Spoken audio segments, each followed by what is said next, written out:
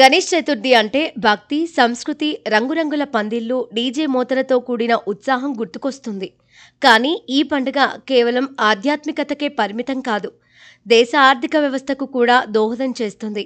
ఈ ఏడాది గణేష్ చతుర్థి సందర్భంగా దేశవ్యాప్తంగా 45,000 కోట్ల వ్యాపారం జరిగిందని confederation of all India traders అంచనా వేసింది. గతేడాది 25,000 కోట్లతో పోలిస్తే ఇది గణనీయంగా పెరిగింది. స్వదేశీ ఉత్పత్తులకు ప్రాధాన్యం ఇవ్వడం వల్ల వివిధ వ్యాపార రంగాలు లాభపడ్డాయి.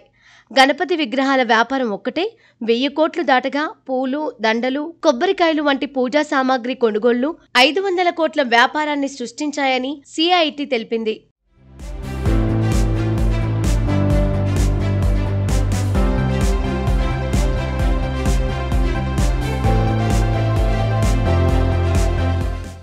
మోదకాలు, స్వీట్ల ద్వారా 2,000 కోట్లకు పైగా ఆదాయం రాగా, క్యాటరింగ్, స్నాక్ సర్వీసులు 3,000 కోట్ల ఆదాయాన్ని ఆర్జించాయి.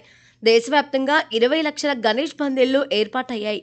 ఒక్క మహారాష్ట్రలోనే 7 లక్షలు, కర్ణాటకలో 5 లక్షలు, ఆంధ్రప్రదేశ్, తెలంగాణ, మధ్యప్రదేశ్లలో ఒక్కో చోట 2 లక్షల చొప్పున ఉన్నాయి. ఒక్కో పందిరికి కనీసం 50,000 ఖర్చు చేశారని తెలిపింది. అలంకరణలు, పూజల కోసం 10,000 కోట్లకు పైగా వెచ్చించారు. పండగ సమయంలో స్థానిక టూరిజం, బస్సులు, క్యాబ్లు, రైళ్ల వ్యాపారం 2,000 కోట్ల ఆదాయాన్ని తెచ్చిపెట్టగా, బట్టలు, ఆభరణాలు, హోమ్ డెకర్, గిఫ్ట్ ఐటెంల రిటైల్ వ్యాపారం 3,000 కోట్లకు చేరింది.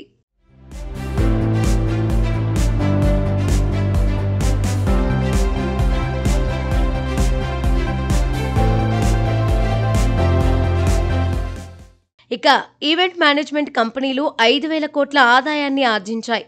మహారాష్ట్ర, కర్ణాటక, గుజరాత్, ఆంధ్రప్రదేశ్, తెలంగాణ, తమిళనాడు, గోవా రాష్ట్రాల్లో ఈ పండుగ ఆర్థిక కార్యకలాపాలకు ఊతమిచ్చిందని సిఐఐటి సెక్రటరీ జనరల్ ఎమిరేట్స్ ప్రవీణ్ ఖండేల్వాల్ తెలిపారు.